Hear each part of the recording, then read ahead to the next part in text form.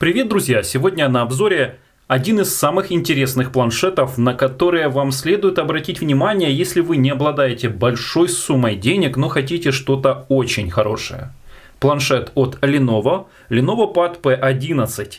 Это моделька, у которой есть 2К дисплей, 7500 батарейка, 6 оперативки, 128 встроенных и процессор от Qualcomm 662. Давайте будем детально рассматривать комплектацию. У нас средняя версия по комплектации, то есть нам еще не хватает клавиатуры и стилуса. Но немножко позже об этом поговорим. Планшет очень свежий, появился совсем недавно. Он доступен на рынке Китая. Можно приобрести по ссылке в описании, если вам он понравится после обзора или здесь в подсказках. В комплекте мы получили сам планшет вот в такой вот упаковке. Далее идет чехол, причем фирменный, и он очень необычный. Я такой вижу впервые. Дальше я объясню почему. Я вас действительно заинтригую.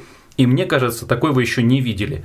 Но я могу ошибаться, может у меня просто узкий кругозор. И здесь гидрогелевая пленка. Отличная комплектация. То есть здесь не просто какая-то пленка и стекло, а гидрогель.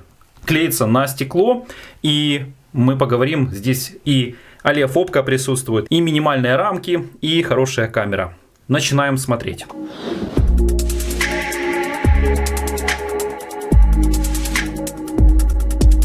Вес упаковки 740 грамм, а сам планшет весит 480 грамм. Вот он наш планшет, он уже полностью настроен, но я хотел вам показать, как он приходит. То есть вот так вот он запакован, снимается верхняя здесь специальная пленка, извлекаем, и здесь тоненький малыш, реально тоненький, а здесь и аккумулятор 7500, и огромный 2К дисплей, диагональ 11 дюймов. Далее в комплекте скрепка с инструкциями.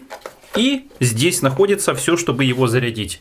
Скоростной блок питания Quick Charge 3.0, 20-ваттный, до 12 вольт поднимается вольтаж, на 5 вольтах 3 ампера подает. К нему еще идет вот такой вот переходник. Хотя у нас прошивка глобальная, но комплектация, как мы видим, китайская. Но это нас не пугает. Я после того, как его подключил к Wi-Fi, он сразу обновился до последних прошивок, получив 3 обновления. Кабель у него зарядки USB Type-C, и мы рассмотрим, что у него есть еще дополнительно вот такое вот гнездо для клавиатуры, а здесь гнездо для подключения зарядного кабеля. Знаете, чего у этого планшета нет, что в принципе в планшетах обычно есть? Нет гнезда 3,5, нигде. Но, ребят, у него есть 4 динамика. 4 динамика. Они все работают. Я просто под впечатлением, когда запускаешь какой-то классный со спецэффектами сюжет или же трек, то звучание просто огонь. И дальше мы проведем этот тест, и я вас попрошу одеть в тот момент наушники. А сейчас продолжаем смотреть его. Здесь у нас эти динамики располагаются на торцах, что очень классно, потому что у более дешевых вариантов они просто вот здесь ставят 2 динамика. Ты поставил на стол. И кажется глупо там делать эти динамики. Здесь же все находится на своих местах. Здесь 2 динамика. Вот и вот. Посредине гнездо для зарядки. И здесь вот и вот. И сверху располагается 2 микрофона. То есть здесь у нас стереозвук записывается и во время записи видео, и во время общения по скайпу, по видеосвязи. Также сверху располагается раздельная громкость плюс и минус, и здесь кнопка питания, то есть под левую руку, вот так, раз, или же если находится в вертикальном положении, то здесь находится кнопка питания сверху. Индикаторов уведомления здесь нет, а вот здесь над экраном, или если вот так находится, располагается камера на 8 мегапикселей.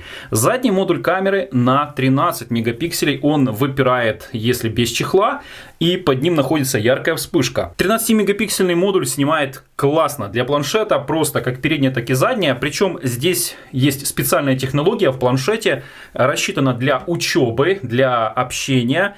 Это эффект боке во всех режимах. То есть, если вы запустили какую-то программу, где нужно использовать видео, автоматически, даже если сама программа не поддерживает, будет использоваться эффект боке. И я вам покажу, как он активировался. Также здесь есть лоток для карты памяти. Вот он. Он рассчитан только на карту памяти. SIM-карту он не поддерживает. Версия Pro имеет поддержку с LTE, но это уже Pro-версия. Обратите внимание на вот эту часть корпуса. Нижняя часть, конечно же, из сплава алюминия. Он очень холодит, классный эффект. А вот эта часть из какого-то софт-тача. Здесь логотип Lenovo из металла, гравировочка. И на ощупь очень классный. И кнопки из этого же материала. Просто вот так вот даже удобно держать. Здоровски. Ощущаешь, чувствуешь, чувствуется качество. Вот металл это уже качество, а здесь еще вот вставочка из софт-тача. Она не выпирает, но скажу, что если без чехла, то модулем будет скользить. Если же в родном чехле, то все будет окей. Обратите внимание, диагональ 11 дюймов. Закругленные края как у планшета, так и у самого экрана. И рамки минимальные, достаточно даже вот так удобно держать, поставить руки, что-то делать, чтобы не срабатывал сенсор.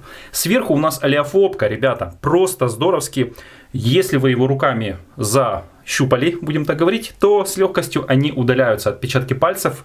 И здесь есть множество датчиков и активация при поднятии и по двойному тапу. И есть датчик холла, который реагирует на открытие чехла. И еще одна классная функция. Это интеллектуальный режим. Планшет узнает, что я к нему подошел максимально близко для того, чтобы с ним работать, и он включается. Но, скажем так, нужен чехол, поэтому давайте сначала еще посмотрим чехол, а потом зайдем в меню и посмотрим и проведем тесты. Чехол тоже в фирменной упаковке, здесь расписано что да как, и пока ничего не поймешь, пока его не достанешь. Все фирменное, все качественное, и я вам сразу советую брать вот с этим чехлом, не какой-то другой там китайский, а именно этот чехол. Вот он, посмотрите. На первый взгляд кажется, что ну все здорово. А теперь смотрите внимательно. Я открываю, убираю вот эту часть. На эти пока отметки, которые я сделал, не обращайте внимания. А вот смотрите теперь, чего у него нету. Вам ничего не кажется странным? А как его крепить, возможно, вы подумаете. А вот для этого я как раз эти отметки и сделал. Это место, где находится магнит невидимый. В этом маленьком, тоненьком месте находятся мощные, наверное, неодимовые магниты. Здесь их 7, а здесь находится 8 для того, чтобы срабатывал датчик холла. Этот, конечно же, чехол превращается в подставку, но сейчас я покажу, как он с легкостью крепится и как с ним классно работать. Берем просто наш планшет, просто подношу, смотрите, он уже сам прям чувствую липнет, смотрите, все. Теперь я просто корректирую его, чтобы он улегся и стал в своих позициях. Лучше всего это сделать еще калибровочку по модулю. Смотрим, все четко. А теперь посмотрите. Это вставочка из этого необычного софт-тача. По краям будет хорошо с ним пальцем работать. А вот здесь сам планшет. Теперь как он держится. Смотрите, я просто беру вот за край, ничего здесь не подстраиваю. Вы там случайно его, может быть, взяли как-то, или он там у вас вырвался. Ничего подобного. Держится огонь, просто огонь. Меня вот этот способ простой и очень эффективный просто поражает, как они продумали. Верхняя часть чехла имеет вот такую вот поверхность. Она не маркая. Она очень практичная. А внутренней, ну, не могу такого сказать. Она больше собирает разных пылинок, отпечатки пальцев. Поэтому, ну, наверное, со временем будет более маркая. Ну, такова уж система. И смотрите, вот я закрыл, открываю, а он уже включается. Это происходит все на автомате, и не надо будет тянуться к кнопке. Если вы установили разблокировку по лицу, а здесь есть разблокировка по лицу, идет разблокировка по лицу. Правда, она срабатывает, скажем так, но не очень. Вот мы заблокировали, теперь услышали щелчок, открыли. Лицо, идет сканирование, идет сканирование, идет сканирование, идет сканирование, идет сканирование, не распознано. То есть ему надо хорошее освещение и еще, мол, там что-то такого. Поэтому я понимаю, что надеяться на него нельзя. Теперь представим, что у нас разблокировка отключена. Мы сразу же открываем, и планшет готов к работе. В общем, огромный плюс, лайк, это здорово. Планшет с чехлом у нас очень хорошо стоит на столе. Теперь демонстрирую. Видите, да, он сейчас находится в рабочем состоянии. Я его отключаю, ребята. Ухожу в сторонку. Представьте себе, что это мое рабочее место, да, я к нему вновь подхожу, и планшет с выключенным экраном сейчас распознает, что к нему подошел кто-то, и он включится. Смотрите, я подошел, он меня увидел, и идет разблокировка по лицу. Ну, правда, если сработает, и он работает. То есть камера постоянно сканирует и определяет, кто к нему подошел. Опять вот я подхожу, он меня увидел и срабатывает. По-моему, около 70 или 80 даже сантиметров он это распознает. Классно? Я думаю, да. Чехол сам по себе, ну, практичный, но в комплекте можно еще отдельно докупить клавиатуру. Она выглядит примерно так же, как наша клавиатура от планшета Teclas T-Book 16 Power. Здесь есть контакты, и на планшете они тоже имеются. Часть это нижняя магнитная, и без проблем установили. Вот так вот выглядит этот комплект, и вы можете его использовать. С клавиатурой тоже все собирается и уносится. Для учебы, для работы, для развлечений то, что нужно. Теперь давайте поговорим о меню. Сейчас я экран запустил, но здесь максимальная яркость. И видите, что камера приспосабливается, включила, чтобы бороться с ярким экраном. И здесь есть подсказка. Посмотрите, очень оранжевый цвет, это значит расход яркости. Экран очень чувствительный, и вы можете регулировать минимальная яркость. Сейчас вы ее увидите. Отличная минимальная яркость на планшете. Если вы переживаете о яркости, то в дневное время очень хорошо. И мне что нравится, что здесь есть автоматическая настройка яркости. Вуаля!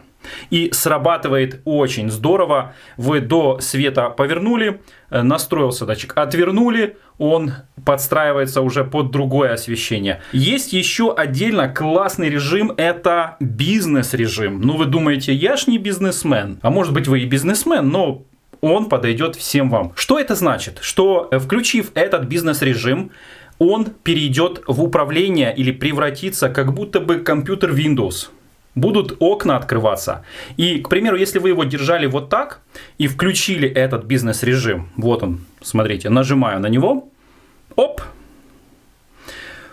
начало что-то происходить, и стали значки поменьше, здесь собрались, меня перевернуло в горизонтальный режим, здесь все собралось вниз, маленькие вот такие вот, как панелька на Windows. И здесь у нас предупреждение, что бизнес-режим для того, чтобы с клавиатурой вообще с ним работать было удобнее, и можно это все настраивать.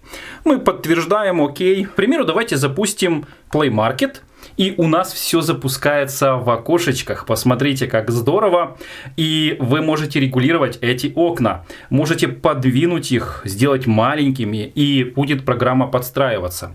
При этом в каждом окне у нас присутствует закрыть, будем говорить так, эту программу, развернуть на весь экран или свернуть, ребята. Пожалуйста, вот эти все программы свернуты, и вы можете их запустить. Например, Google Фото или же игру. Пожалуйста, здесь в этом окошке вы будете играть в игру. Ребят, ну скажу, что это очень здоровская функция для тех, кто любит поработать, потестировать, поэкспериментировать, одновременно что-то делать и здесь же с кем-то переписываться. Игру мы пока свернем, она пусть ожидает. О, слышите, да, звук какой? Свернули, игра там у нас стоит.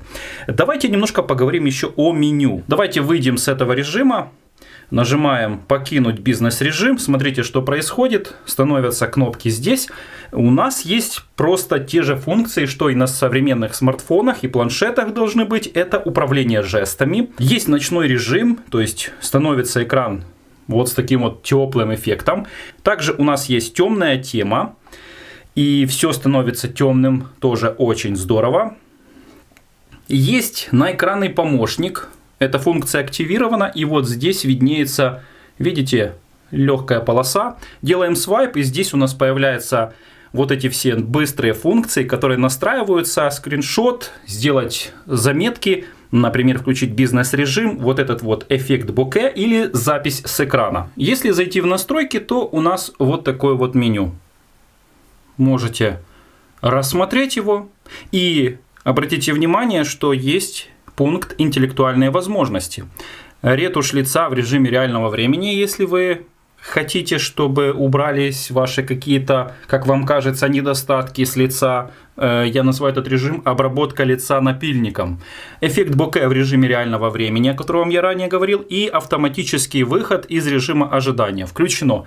То есть, если вы также берете устройство, вот выключили, и вы его взяли, то устройство сразу включается. При этом срабатывает легкая вибро. Здесь есть встроенная вибро, также здесь есть встроенное FM радио, но работает только с наушниками. При запуске оно выглядит вот в таком вот темном варианте, в темном режиме, и просит, чтобы мы подключили гарнитуру. Есть дополнительные установленные программы для рисования, чертежей, там что-то вот с этим связано.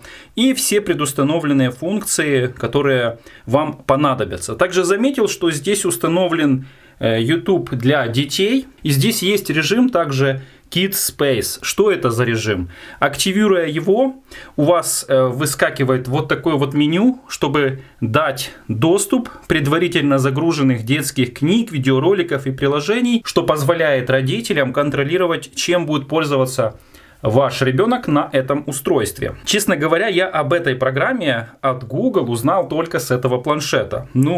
Детей нету, а коты не пользуются этой программой. Также были предустановлены две программы от Microsoft. Это Office и OneNote.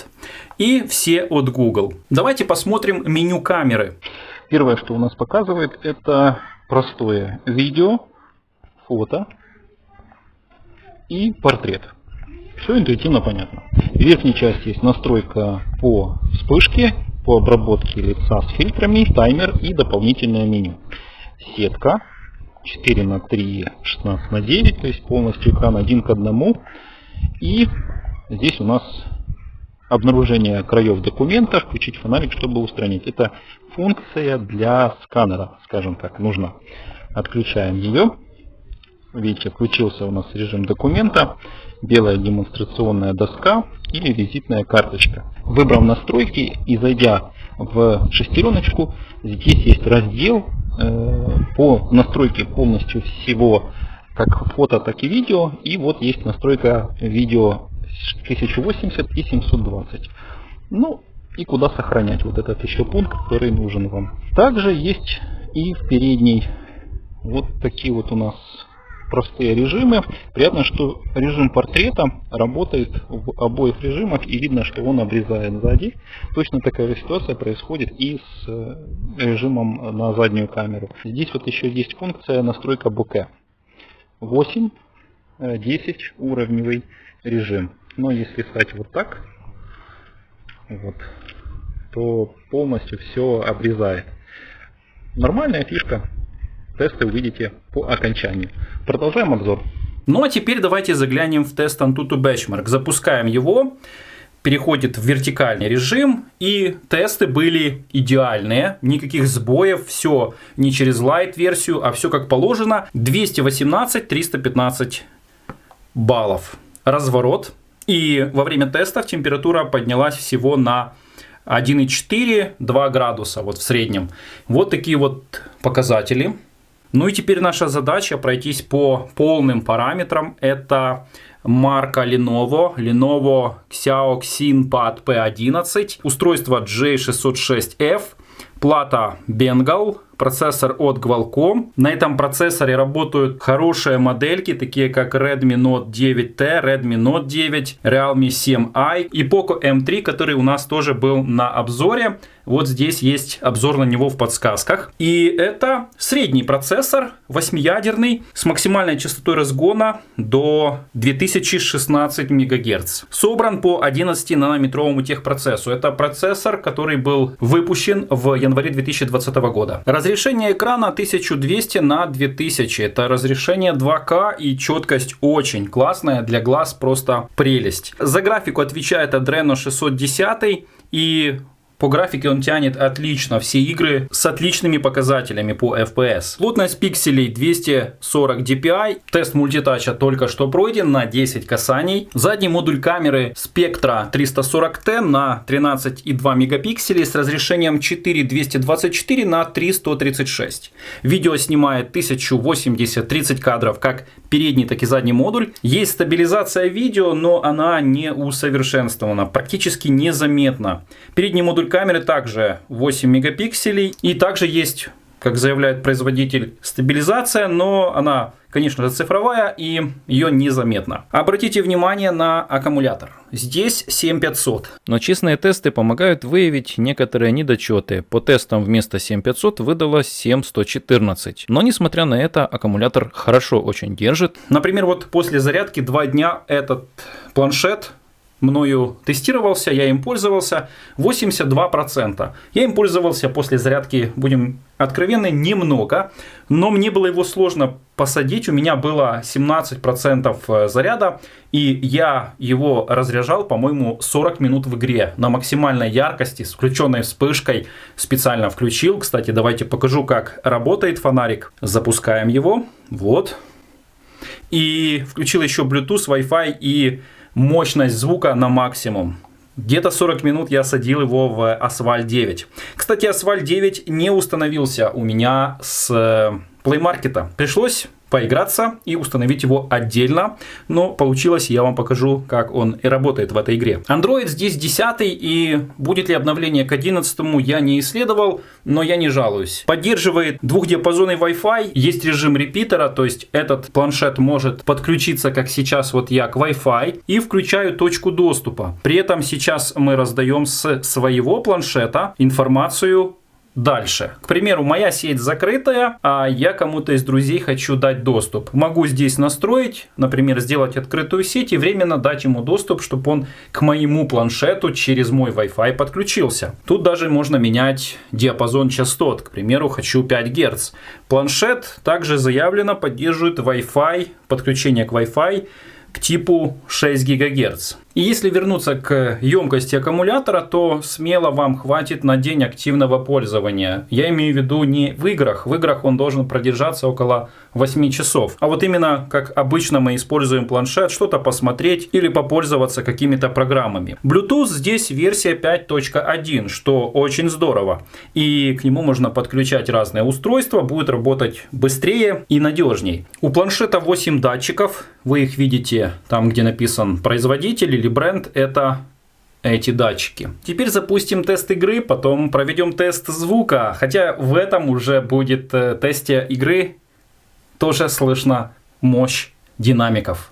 Одноваттные динамики, и мы запускаем громкость. Поехали.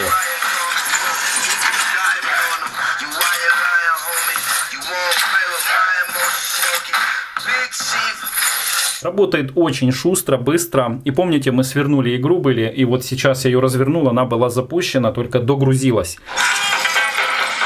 Слышите, какой звук? Петличка пишет сейчас псевдостерео. А вот сейчас я переключился на стереокамеры, и послушайте в наушниках.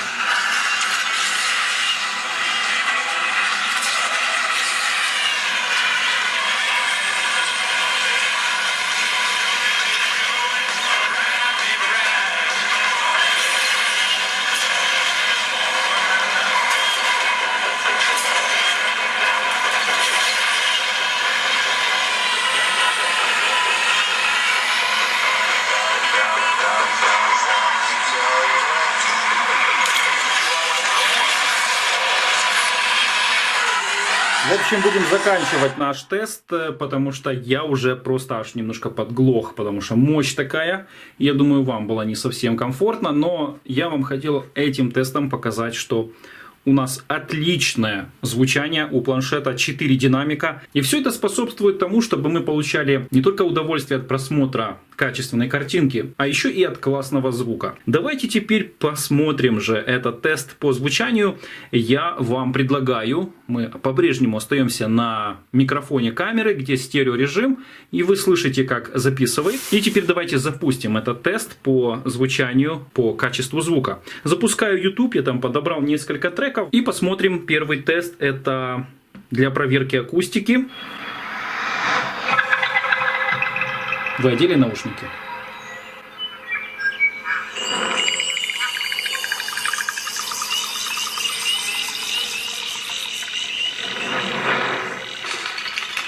Вот сейчас слева направо, теперь опять справа налево.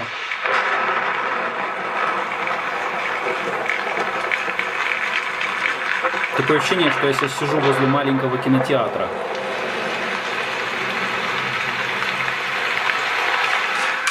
Вот еще один тест.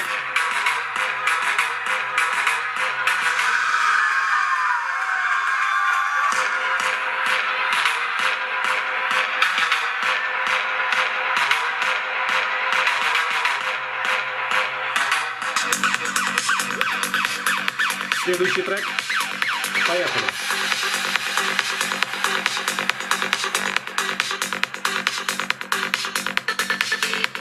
Следующий трек басы.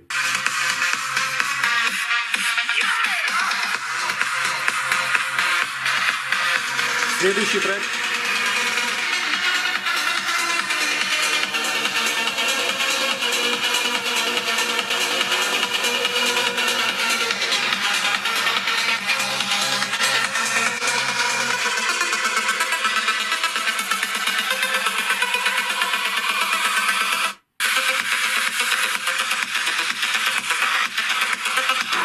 В компании ребята заменит мощную колонку.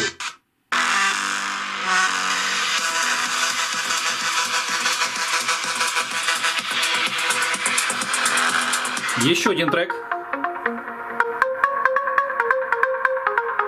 Как вам звук в наушниках? Вы одели наушники, ребята?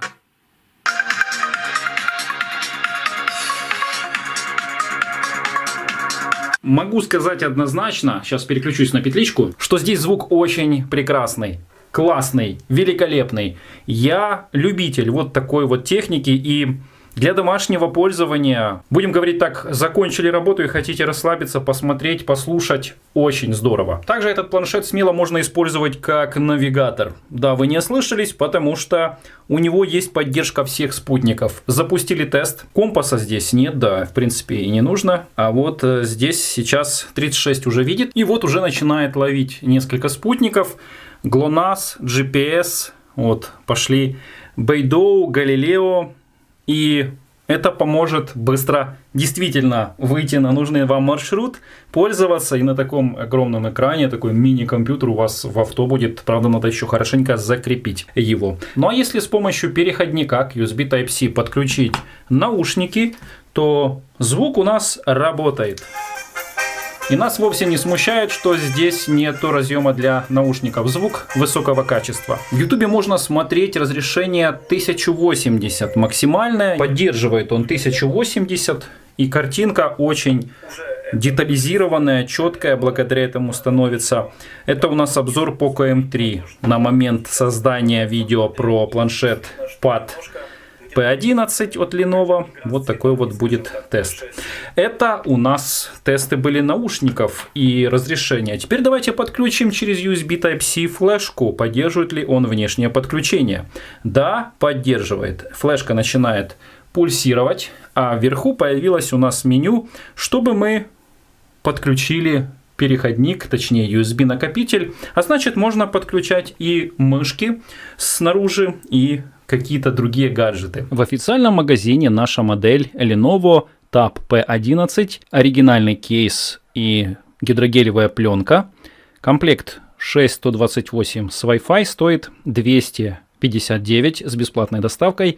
Это если мы покупаем вот такую вот комплектацию на момент обзора. И есть еще в другом магазине, но вижу, что нету здесь вот оригинального кейса. Есть версия 4.64 стандарт, да, вот 198, и здесь у нас 4,64 стандарт, 196, то есть немножко ниже. Плюс обращайте внимание на купоны. Вот так выглядит клавиатура. Можно купить просто отдельно за $60 вот такой вот комплект, который подходит для разных леновских планшетов. И полный комплект клавиатура и стилус за $157. Отдельно такой фирменный чехол, как мы купили, стоит $30. Поэтому выгоднее брать, конечно же, в комплекте. Ну и есть, конечно же, Pro-версия. Цена этого комплекта без кейса стоит $332.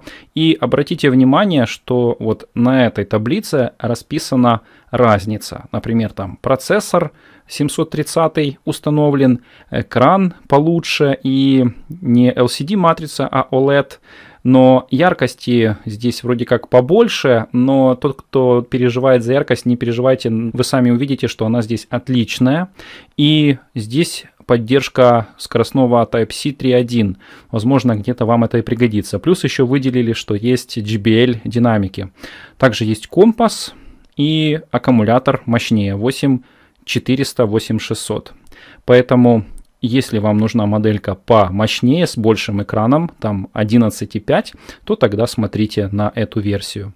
Там у нас только комплектация 6128. Давайте подведем итог. У нас очень хороший современный планшет с классным чехлом, у которого современный дизайн и крепеж, который не вредит. Превращаться может с легкостью в такой себе стационарный маленький ноутбук. Тем более, если вспомнить, что как компания Xiaomi недавно выпустила Xiaomi Mi Pad 5, и у него все те же функции по клавиатуре, по стилусу. И здесь это все уже реализовано, но цена за $250 такой комплект с такими параметрами, с такими возможностями, быстро все срабатывает, но нет на рынке более-менее подходящего. Я предлагаю вам посмотреть сейчас тесты камеры как переднего, так и заднего модуля, даже в ночное время тестировал, и предлагаю поставить лайк за труды. Все ссылки есть в описании. Всем спасибо. Пока. Первые тесты этой камеры в помещении. И вот нету никакой стабилизации с того, что я первое вижу. Но есть автофокус. Подстроечка и все в деталях, все пылинки, все видно. Вот, например, раз. Запустили и отлично. Сейчас будем тестировать теперь на улице и в темное время суток. Ну что ж, тестируем теперь уже на улице. Задний модуль камеры, 1080-30 кадров. Вот подъехал автобус. Давайте попробуем даже приблизить. 3.3 зум. И теперь вот так вот включается задний ход у него с сигналом. Ну, сразу видно школьный автобус, чтобы дети хорошо услышали. Дети порой бывают не дочувають. Давайте пройдемся, посмотрим, как стабилизация. Я пошел. То есть написано, что есть она, да, вот вроде как есть, но все равно особо я ее не чувствую. Ну, а качество, конечно, очень хорошо срабатывает. Есть автофокус, все четенько. Ну, давайте вот вблизи надпись посмотрим. Хорошо, отлично. Теперь проверим передний модуль камеры. Вот он. Удобное расположение ровно в центре, если речь идет о горизонтальном удержании. Если еще использовать подставочку, то удобно вести для переговоров, видеоконференций и так далее. Вот так вот снимает. Цветокоррекция тоже 1080-30 кадров у него разрешение. Ну и сейчас будут тестовые фото, а еще будет ночная съемка, кстати, видео, а потом фотографии. Вот посмотрите, как четко подстраивается. Все. Передний модуль камеры в полной темноте. Вот слегка бьет свет с комнаты. Сейчас вот в полную темноту иду, даже с трудом вижу обувь. Вот так снимает. Вот светильничек засветился. Маленький, небольшой. Вот такой. А вот если выхожу на улицу, там включается уже прожектор. О, ну что мы видим по четкости? Чем ближе к объекту, тем лучше снимает. Да. Но дальше посмотрите, как плывет лицо, фокус теряется. Ближе подхожу, четкость настраивается. За лицом следит против света. А теперь сейчас проверим задний модуль камеры, но сделаю пару фото на переднюю. Это задний модуль камеры. Есть небольшая стабилизация, но она почти незаметна. Вот немножко тряску делаю, то вижу, что вроде как есть какая-то вспомогательная. Давайте проверим по автофокусу. Ну, четко, правда. Еще ближе давайте подойдем. Оп. Отлично снимает в вечернее время. И я сейчас в кадре тоже буду, чтобы там ничего не нажать. Вот так. 1, 2, 3. Фокус. Меняем ракурс. Так. Это без вспышки. А если сейчас еще вспышку включить, вот так вот, то куда бы я ни пошел теперь, всегда идет подсветка. Я там вообще ничего не вижу, но меня, думаю, видно хорошо и слышно тоже, потому что сверху записывают 2 микрофона. Ну что ж, теперь фотографии. А я с вами прощаюсь.